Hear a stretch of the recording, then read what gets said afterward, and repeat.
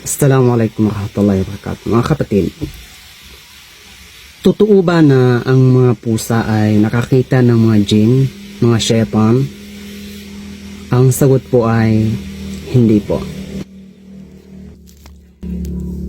Wala pong authentic na hadith mula sa Quran at hadith na ang pusa ay nakakita o di kaya makakakita ng mga jinn o di kaya mga syaitan.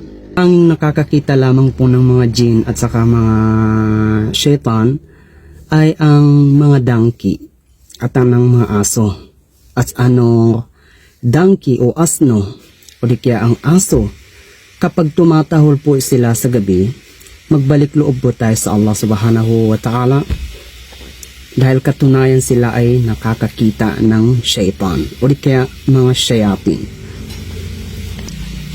Kapag makakarinig po tayo ng tahol ng aso o boses ng donkey o asno, tayo po ay magbalik loob sa Allah subhanahu wa ta'ala. Katunayan po ay nakikita po nila ang mga jinn. Subhanallah.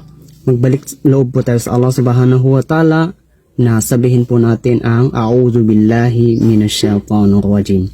Dahil ang mga pusa po ay wala pong authentic na hadith o di kaya wala pong authentic na dalil mula sa Quran hadith na sila ay nakakakita ng mga syaitan.